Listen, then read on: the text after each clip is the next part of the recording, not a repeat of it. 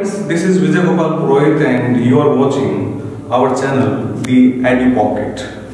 Our today's topic is past indefinite. In this topic, we are going to learn about the concept of past indefinite. What is past indefinite and the secrets of the past indefinite and the uses of the past indefinite. Let's start.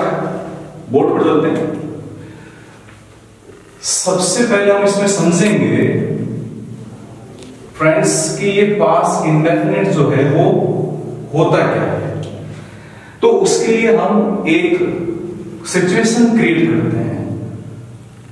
मानो कि ये हम लोग हैं, ये हमारा वर्तमान है या मैं हूं और हमारे दिमाग में कोई सूचना स्टोर्ड है और ये जो सूचना है वो किसी कैप्चर्ड सिचुएशन के बारे में है.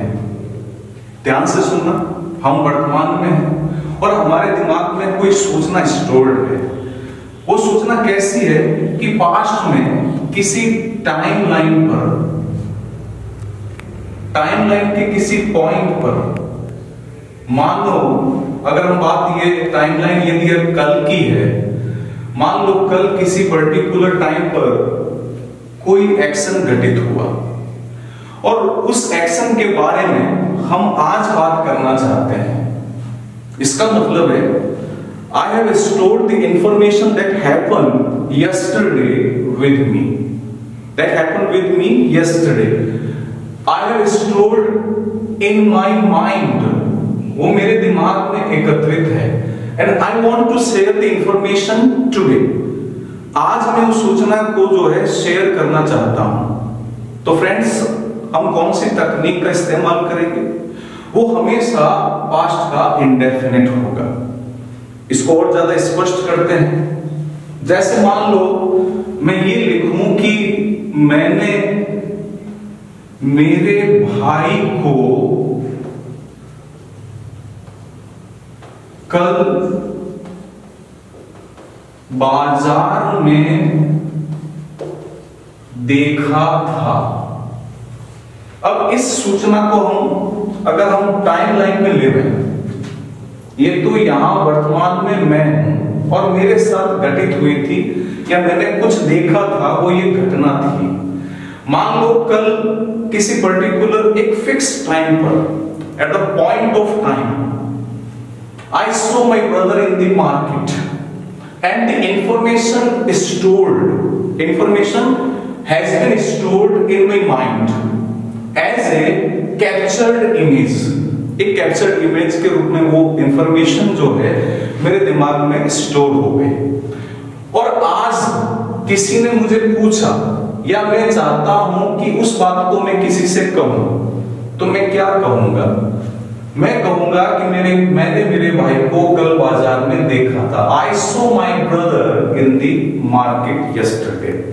इसका मतलब ये हुआ कि कोई भी स्टोर्ड इंफॉर्मेशन जो कैप्चर्ड है, या यूं कहें कि वो स्टिल सिचुएशन में, जैसे फोटोग्राफी में हम इमेज को क्लिक करते हैं, उसी तरह से वो घटना जो है अतीत की आपके दिमाग में स्टोर है.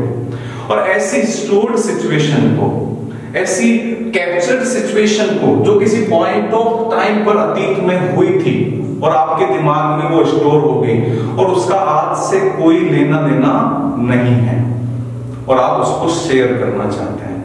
If you want to share the image stored in your mind that happened in the past,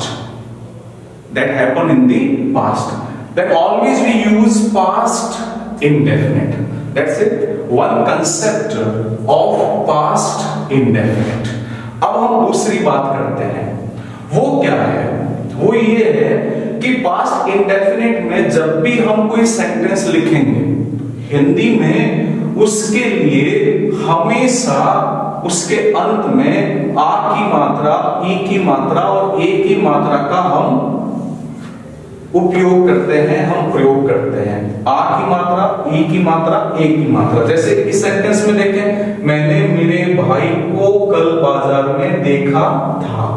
अब यहां पर था भी हो सकता है, थी भी हो सकता है, थे भी हो सकता है। ये एक स्टोर्ड इंफॉर्मेशन है। जैसे मैं ये कहूं कि कल मैंने 2 आम खाए थे, यदि मैं ये बात कहूं खाए थे, अब पर्टिकुलर किसी टाइम पर मैंने 2 आम खाए थे, अगर उस घटना को मैं आज शेयर करना चाहता हूं तो आप ध्यान दें ये स्टोर्ड इंफॉर्मेशन है, और ऐसी स्टोर्ड इंफॉर्मेशन के लिए मैं हमेशा पास्ट इंडेफिनिट का यूज करूंगा। तो दोस्तों पास्ट इंडेफिनिट कौन सा होता है, आप उसको हमेशा ऐसे ध्यान रखें, वर्तमान में किसी के पास, किसी के दिमाग में, किसी की मेमोरी में अतीत की कोई घटना एक जो ना स्टिल फोटोग्राफी के रूप में, एक इमेज के रूप में कैप्चर्ड है, स्टोर्ड है, उस घटना को यदि आप आज शेयर करना चाहते हो तो उसके लिए हम पास्ट इंडेफिनिट का यूज करेंगे। ध्यान देना दोस्तों कि ये जो टाइमलाइन है पास्ट की, उसके पर्टिकुलर किसी पॉइंट पर वो घटना होगी, और इस घटना में कभी भी जो है, कभी भी सेंटेंस में कंटिन्यूअस सिचुएशन नहीं होगी, और साथ में ये भी देखें कि उसमें कहीं भी परफेक्टनेस नहीं होगा।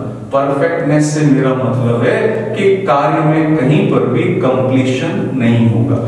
इन 2 चीजों का अभाव होगा, 2 चीजों का अभाव होगा, और वो कैप्चर्ड इमेज होगी, उसके साथ हिंदी में आ ई ए की मात्रा आएगी या था थी थे का प्रयोग होगा।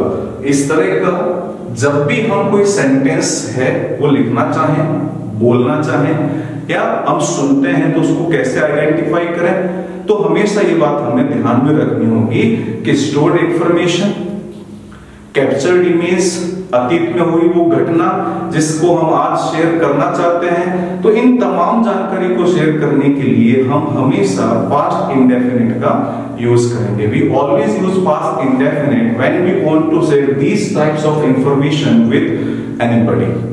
सो I think you understand better.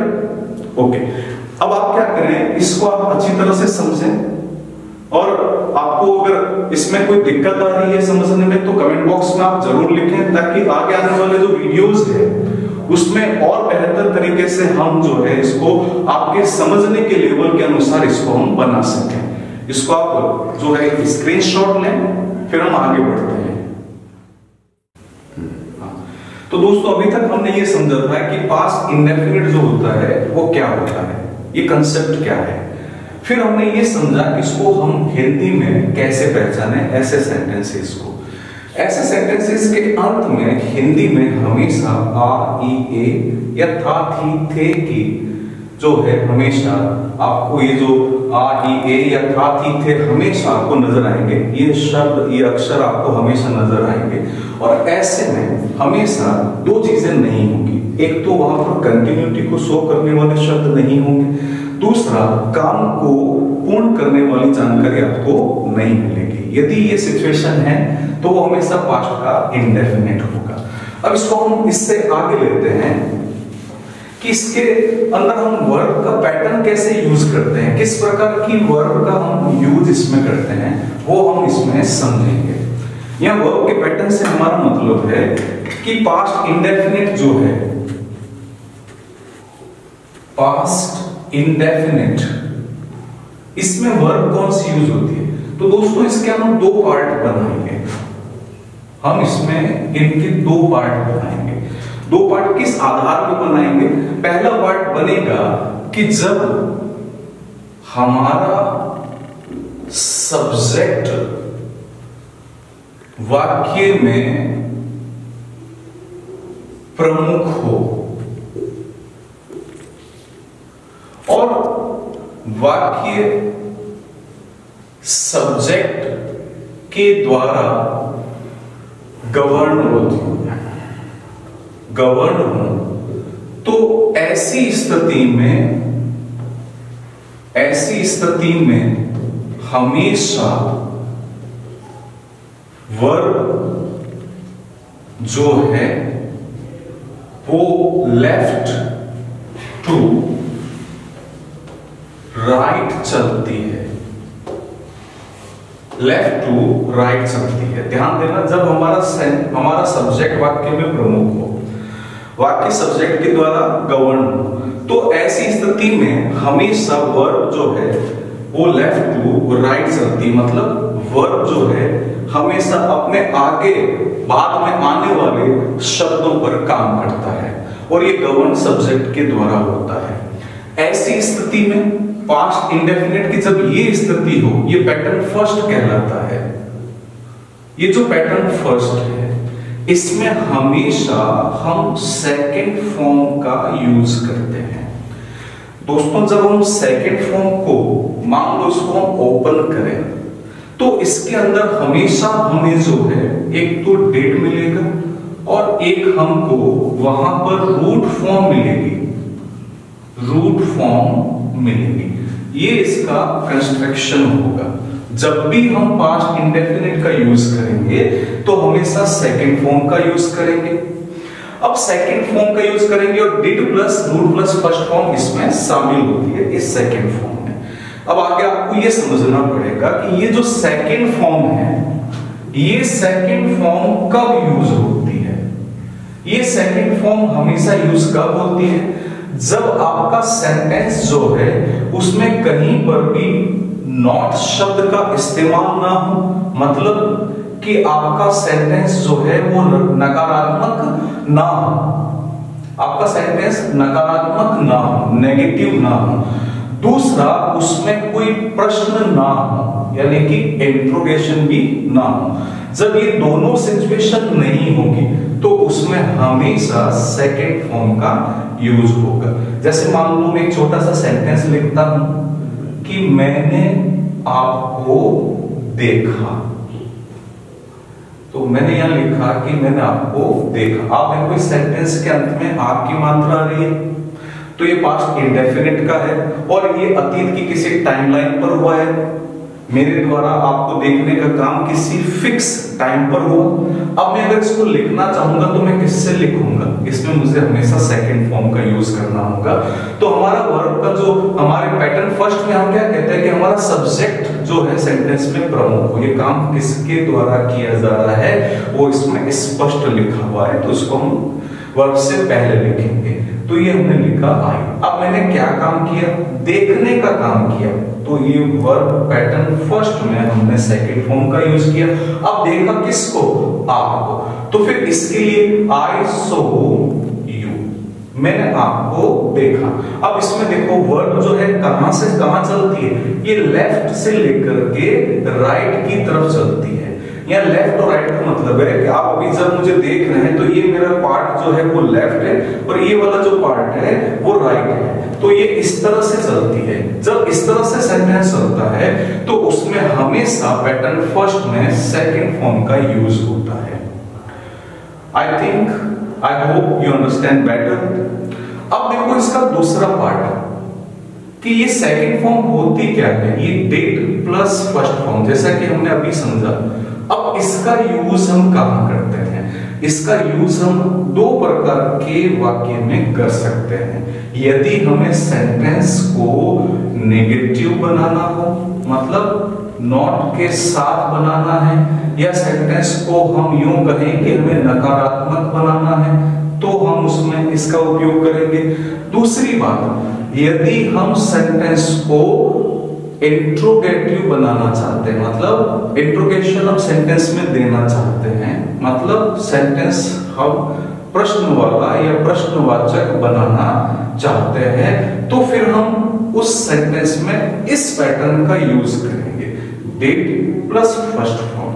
हमेशा एक बात ध्यान रखना दोस्तों कि जब भी आप नेगेटिव बनाते हैं उसमें ये आपका जो डेट है वो हमेशा नॉट को कैरी करेगा, और जब आप प्रश्न बनाते हैं तो हमेशा ध्यान दें उस सेंटेंस में आपका डेट आपके सब्जेक्ट को लीड करेगा, सब्जेक्ट के आगे रहेगा।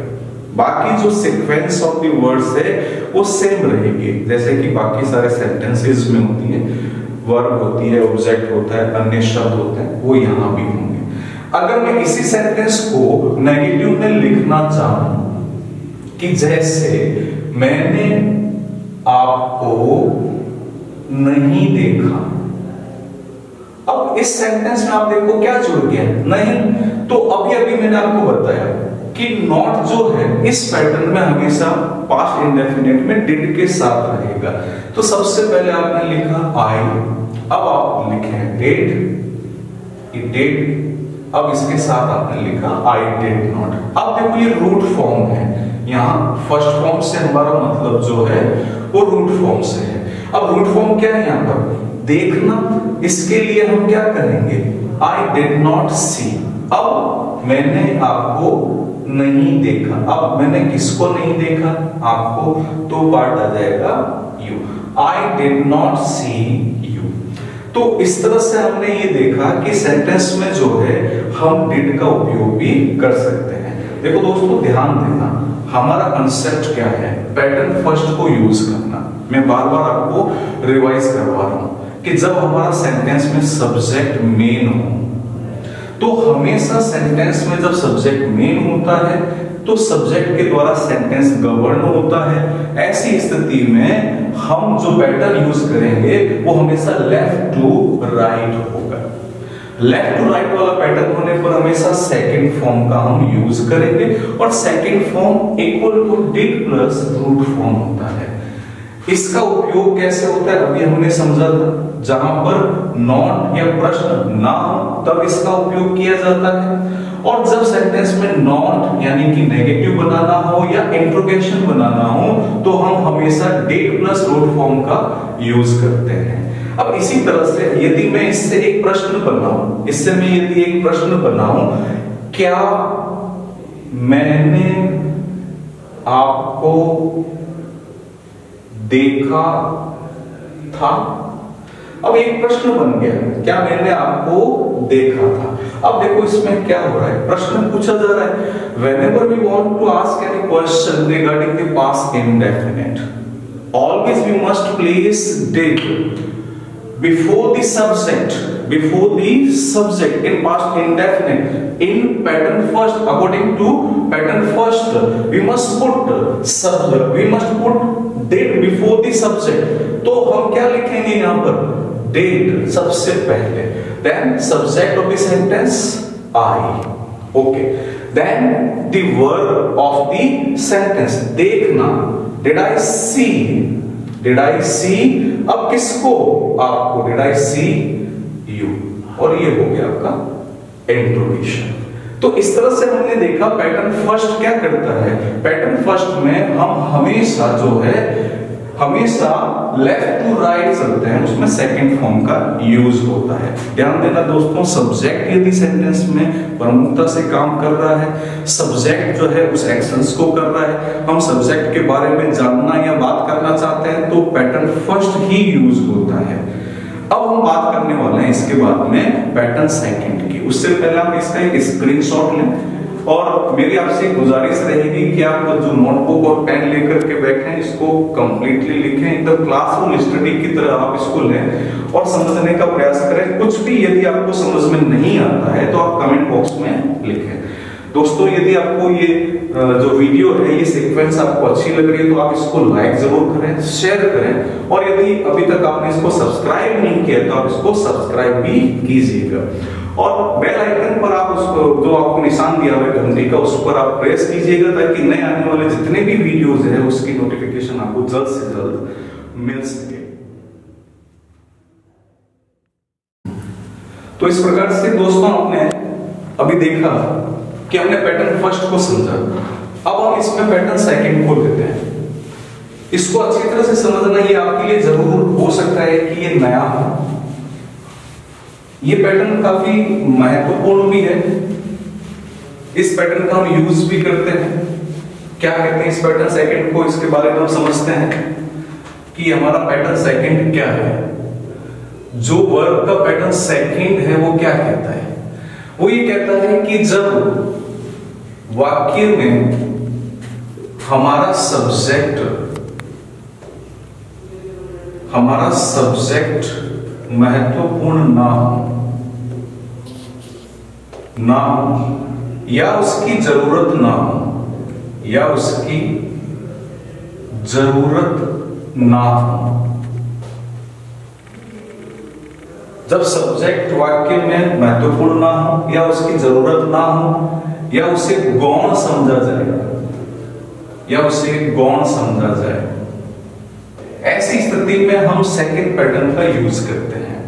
अब सेकंड पैटर्न का यूज करते तो आप हमेशा ध्यान रखें कि जब ऐसी स्थिति होती है तो वर्ब जो है वो काम कैसे करती है, वो हमेशा राइट टू लेफ्ट करती है। यानी कि वर्ब जो है अपने से पहले आने वाले किसी व्यक्ति या किसी सब्जेक्ट पर काम करती है, किसी अन्य काम करने वाले के अलावा जो भी नाउन प्रोनाउन आ रहा है उस पर वो काम करती है। तो ऐसी स्थिति में हम कहते हैं कि वो राइट टू लेफ्ट होता है। हम इसको एक उदाहरण से समझते हैं। उससे पहले आपको ये ध्यान रखना होगा कि जो पैटर्न फर्स्ट था वो क्या था। वो पैटर्न फर्स्ट था कि did plus first form equal to second form, और इसी को यदि हम पैटर्न सेकंड से लें तो वो क्या हो जाता है, वो हो जाता है वॉज वर्ब के साथ वर्ब की थर्ड फॉर्म ऑफ वर्ब। इसको यदि हम इंग्लिश के हिसाब से समझे तो इसको हम बी फॉर्म कहते हैं वॉज वर्ब को, और ये जो पार्ट है वो इसका पास्ट पार्टिसिपल कहलाता है, इस वर्ब का हम उपयोग कब करेंगे, पैटर्न सेकंड की। यहां तक बात समझ में आई? I hope you understand better it. अब इसको हम एक उदाहरण से समझते हैं। जैसे अगर मैं ये लिखूं कि मुझे पढ़ाया गया, आप गौर करें इसमें पढ़ाने का काम कौन कर रहा है इसके बारे में नहीं पता, लेकिन आप देखें कि ये जो वर्ब है वो अपने किस तरफ चलती है, एक्ट करने के लिए, काम करने के लिए कहां चल रही है, अपने राइट तरफ से ये लेफ्ट तरफ की चल रही है। तो हम इसको कहेंगे राइट टू लेफ्ट, हम इसको कहेंगे राइट टू लेफ्ट। और लेफ्ट में यहां पर कौन है, यहां पर दिया हुआ है आई, तो ये पैटर्न कौन सा हो गया, राइट टू लेफ्ट। तो हम इसमें किसका यूज करेंगे, सबसे पहले be form of verb. Be form of जो वर्ब है उसके लिए क्या है यहाँ पर, वॉज वर्ब। उसके बाद में थर्ड फॉर्म यानी कि पास्ट का पार्टिसिपल। तो मैं इसमें लिखूंगा क्योंकि ये पास्ट का इंडेफिनिट है, यहां पर देखो क्या दिया हुआ है, मुझे पढ़ाया गया, आग की मात्रा आ रही है, ये पास्ट का इंडेफिनिट है, सब्जेक्ट नहीं है, इसलिए पैटर्न राइट टू लेफ्ट चल रहा है। अब मैं इसमें लिखूंगा आई वॉज टॉट। अगर इसमें कोई मैं सब्जेक्ट जोड़ दूं, जैसे मुझे अंग्रेजी पढ़ाई गई, तो आई वॉज टॉट इंग्लिश, ये एक पैटर्न होगा। ठीक इसी तरीके से आप देखें, पतंग उड़ाई गई, या यूं कहें पतंग कल उड़ाई गई। अब यहां पर आप देखें कि यहां पर हमें नहीं दिया गया है कि काम किसके द्वारा किया गया है। पतंग कल उड़ाई गई किसने किया, हमारा सब्जेक्ट इसमें गौण हो गया, तो पैटर्न सेकंड काम करेगा। और पास्ट इंडेफिनिट में जो पैटर्न सेकंड है वो वॉज वर्ब के साथ थर्ड फॉर्म यानी कि पास्ट पार्टिसिपल को कैरी करता है। तो मैं इसमें लिखूंगा ए काइट। अब यहां पर क्या होगा, वॉज बी फॉर्म के रूप में, वॉज अब flown, A kite was flown yesterday. ये एक इंडेफिनिट का वो पार्ट हुआ जिसमें कि हमारा सब्जेक्ट या तो नदारद है, या उसका उल्लेख नहीं करना चाहते, या वो महत्वपूर्ण नहीं है, या वो गौण है। कुल मिलाकर के जिस पर काम हो रहा है उसके बारे में हम बात कर रहे हैं। जिस पर काम हो रहा है उसके बारे में जब हम बात करते हैं तो हमेशा हम पैटर्न सेकंड का यूज करते हैं।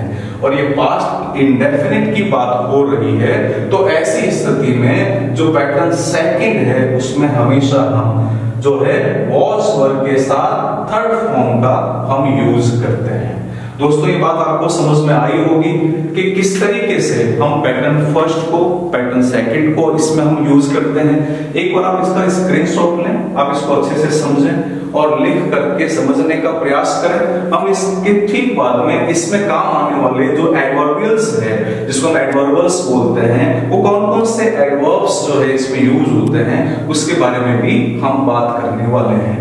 दोस्तों यदि आपको ये वीडियो पसंद आया हो, इसमें अगर आपको कुछ अच्छा समझ में आया तो इसको आप लाइक जरूर करें और कमेंट अवश्य करें। जो कुछ भी आपको समझ में आ रहा है, बेहतर आ रहा है, कुछ आपकी क्वेरीज है जो आप जानना चाहते हैं, पूछना चाहते हैं, तो आप इसको जरूर इसमें कमेंट बॉक्स में लिख सकते हैं।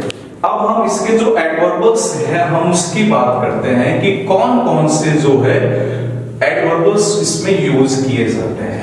दोस्तों जब भी सेंटेंस में कहीं पर भी हम यस्टरडे,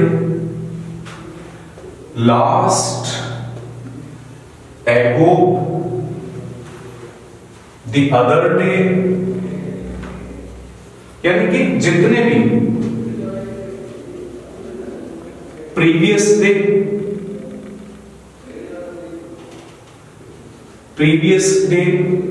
वो जितने भी शब्द जो पास्ट को इंडिकेट करने वाले हैं, वो जितने भी एडवर्बल्स जो पास्ट को इंडिकेट करने वाले हैं, ये जब भी सेंटेंस में आएंगे आप मान के चले कि वो सेंटेंस किसका होगा, पास्ट इंडेफिनिट का होगा।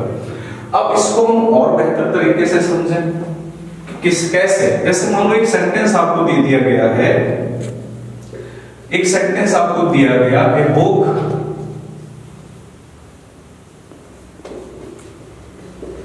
is to him by me yesterday। एक सेंटेंस है आपके सामने, अब इसको हमें सॉल्व करना है। किस तरीके से करेंगे?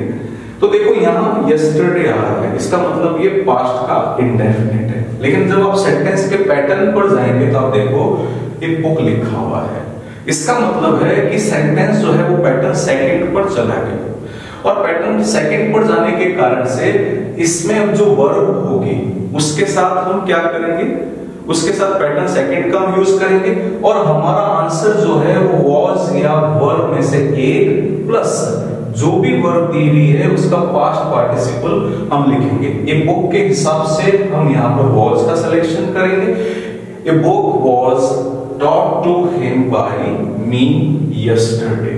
इस तरीके से एडवर्बल्स के आधार पर भी हम पास्ट के इंडेफिनिट के क्वेश्चंस को हम सॉल्व कर सकते हैं। ठीक वैसे ही आप देखें, ए लेसन, एक क्वेश्चन है आपके सामने, ए लेसन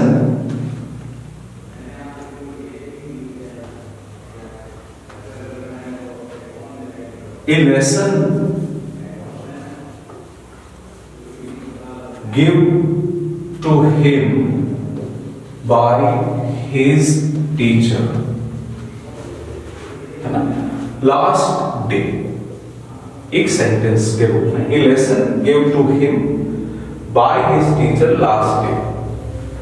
अब कोई पार्ट उसको दिया गया है, अब इसमें हम कैसे एंटर करेंगे, तो आप देखिए सेंटेंस में क्या दिया हुआ है, लास्ट डे एक शब्द दिया हुआ है। अब ये हमें क्या बताता है, ये एडवर्बल्स है जो बीते हुए दिनों के बारे में हमसे बात कर रहा है।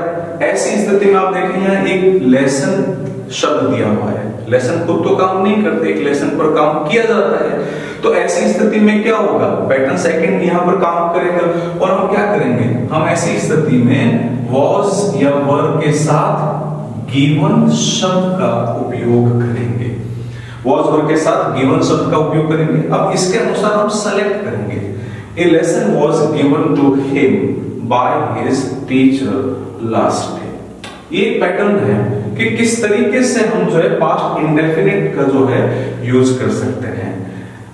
मुझे उम्मीद है और यकीन भी है कि आप लोगों को ये जो पार्ट है पास्ट इंडेफिनिट का काफी समझ में आया होगा। इसकी और एक्सरसाइज हम और लेकर के आएंगे जब इंडेफिनिट समाप्त होगा कंप्लीटली, तो उस समय इसकी हम और एक्सरसाइज करेंगे। दोस्तों इसमें हमने जो पैटर्न फर्स्ट और पैटर्न सेकंड लिया है, इन दोनों को आपको अच्छी तरीके से समझना होगा, और उसके बाद में उसमें क्या दिक्कतें आ रही है वो आप कमेंट बॉक्स में निश्चित रूप से लिखें। Thank you.